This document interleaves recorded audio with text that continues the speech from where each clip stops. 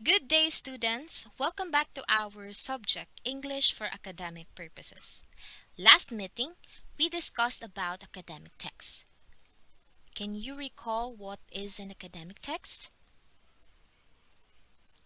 So academic text is defined as critical, objective, specialized text written by experts or professionals in a given field, and it uses formal language. So today, we are going to discuss about the language used in academic disciplines and their importance. And we also have to discuss techniques in summarizing variety of an academic text. So this will help you in creating your well-written text. So let us start. Objectives. Understand the language used in various disciplines. Determine the purpose of summarizing. Discuss the features of summarizing. Apply effective strategies in summarizing. So now, let us move on with academic disciplines. So what are academic disciplines? Is your favorite subject part of academic discipline? So an academic discipline or field of study is a branch of knowledge, thought, and research as part of higher education. A scholar's discipline is commonly defined by the university faculties and learned societies to which they belong, and the academic journals in which they publish research. Disciplines vary between well-established ones that exist in almost all universities and have well-defined rosters of journals and conferences, and nascent ones supported by only a few universities and publications. A discipline may have branches, and these are often called sub-disciplines. Take a look at the illustration. So these are the example of disciplines and its branch or its branch examples.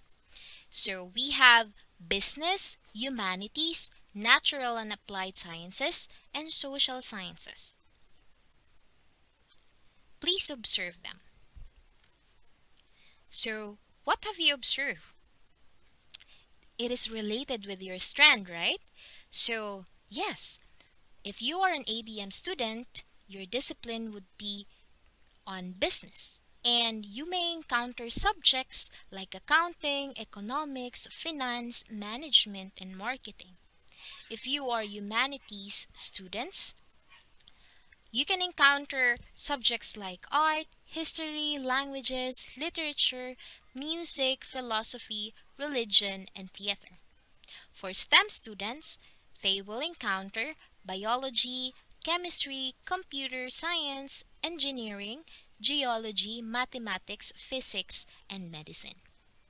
And for social sciences students or GAS, they can study anthropology, education, geography, law, political science, psychology, or sociology. So how about you? What discipline do you belong? Can you think about it? Okay. So now, why do we need to know the academic discipline and the language used in it? So this is the answer. So while we have basic structure of academic writing, each academic discipline has its own focus. Of course, because they are different with each other. So for example, the term virus has a different meaning in STEM students and ICT students, right? Because they are different disciplines. Learning the conventions of each of them will make our writing more relevant. Now, let's move on with the techniques in summarizing variety of academic text. So I want you to practice summarizing or take note the following informations that I'm going to discuss. It is a practice for you to summarize what I am talking about.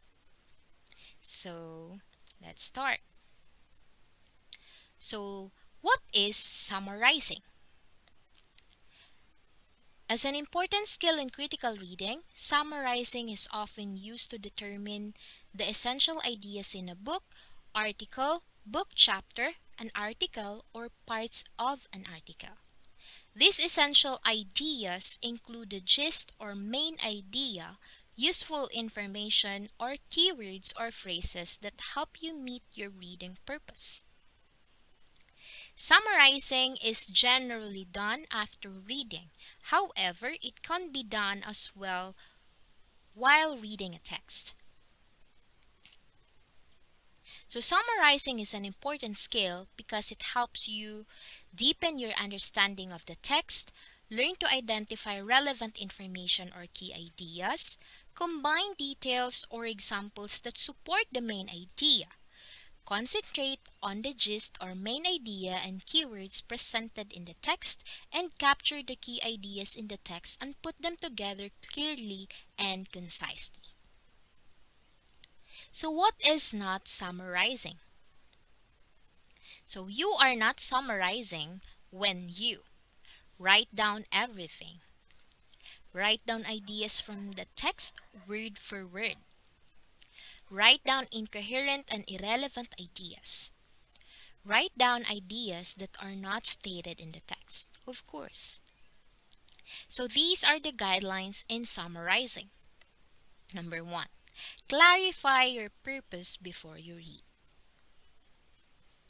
2. Read the text and understand the meaning. Do not stop reading until you understand the message conveyed by the author. Locate the gist or main idea of the text, which can usually be found either at the beginning, in the middle, or in the end.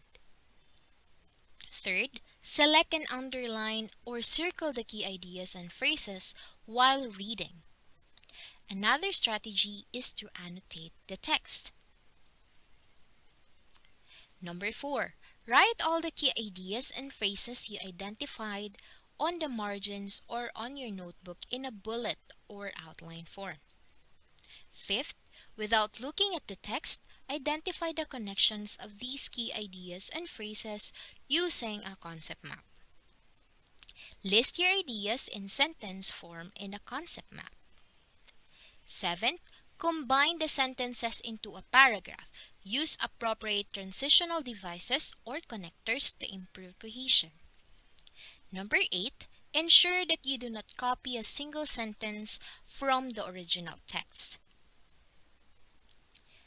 9. Refrain from adding comments about the text. Stick to the ideas that it presents. 10.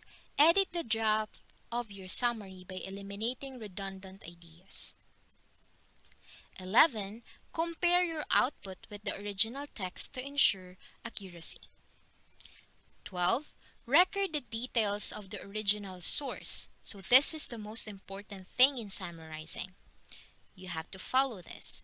So you have to record the details of the original source, such as author's name, date of publication, title, publisher, place of publishing, and URL if online.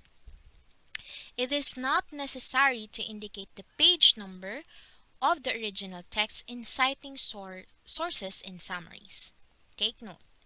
And number 13, format your summary properly.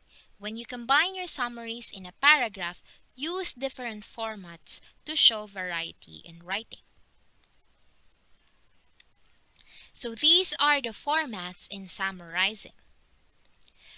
The 3 formats that you may use in writing summaries are idea heading, author heading, and date heading. So let us talk about number 1, idea heading format. So in this format, the summarized idea comes before the citation. So this is a summarized, this is an example of summarized output or summarized text. But The summarized idea comes before the citation. So look, so the summarized idea is benchmarking is a useful strategy that has the potential to help public officials improve the performance of local services.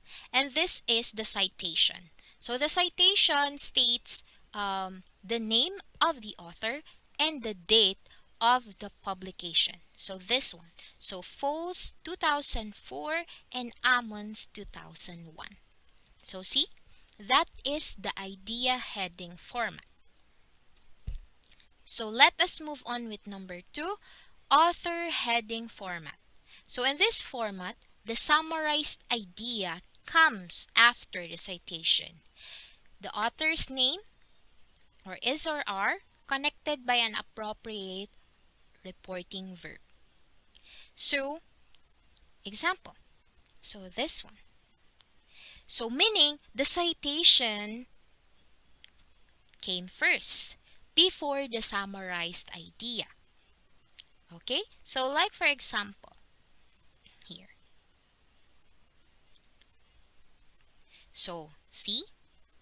The study of Kabilan Ahmad and Abidin 2010. So this is the citation.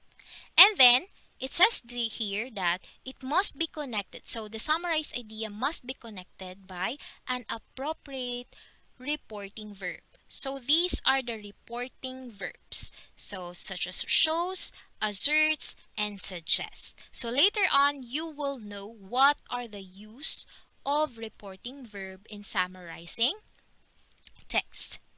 So this one. Okay. Next, okay, it's the same. It's the same text. So number 3 is date heading format. So in this format, the summarized idea comes after the date when the material was published. So example. Okay, so the date comes first. The date when the material was published comes first before the idea or the summarized idea comes. So in here, in this case, so in their 2004 study, okay, on the impact of participatory development approach, Irving and Stansbury argue that participation can be valuable to the participants and the government in terms of the process and outcomes of decision making. So see? So this. So using reporting verbs when summarizing. So how is this important? Or why is this important? It is because a reporting verb is a word used to discuss another person's writings or assertions. They are generally used to incorporate the source to discussion in the text. To illustrate, see the text sample below.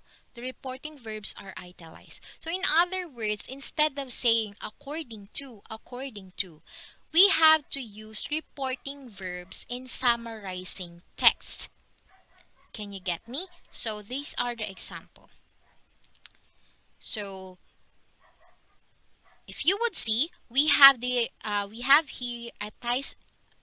italicized words pointed out and showed. So it is a reporting verb.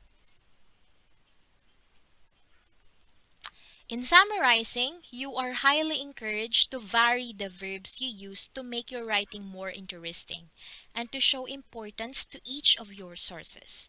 You can use either the past or the present tense depending on your meaning. Using the past tense usually indicates that you view the idea to be outdated and therefore want to negate it. So here are the example of reporting verbs. So Highland of 1999 lists the frequency of reporting verbs used according to discipline. So these are the discipline: biology, marketing, linguistics, sociology, philosophy, and overall. So Depending on that discipline, these are the verbs that you are going to use, or these are the verbs that most commonly used in summarizing text. Okay, so it's activity time. So this is just an easy activity for you because you will just write as if the statement describes good summarizing and in if not. I will give you 5 minutes to answer this one. No need to copy this, just the answer on your sheet of paper. So now, if you are done, let's practice. So underline the main idea in the following text and restate them in your own words in 1 to 2 sentences. Use appropriate reporting verbs and cite your source properly. So you have to take note that you can also access the text from the DLP uploaded in your LMS. So while I'm discussing or explaining, you can screenshot this one so that you could view or you could read it and summarize it later. You have to put your answers here at the summary part.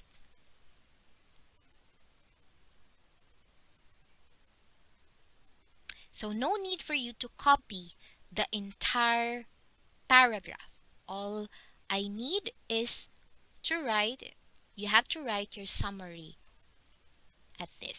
in this part. So we have here the criteria. So clarity of idea, 50%, correctness of grammar, 30%, correct form of summarization, 20%, for a total of 100%. If you have further questions, you can ask your respective subject teachers. So I guess that is the end of our lesson for today. Thank you and study well, Aurelianites. Goodbye, everyone.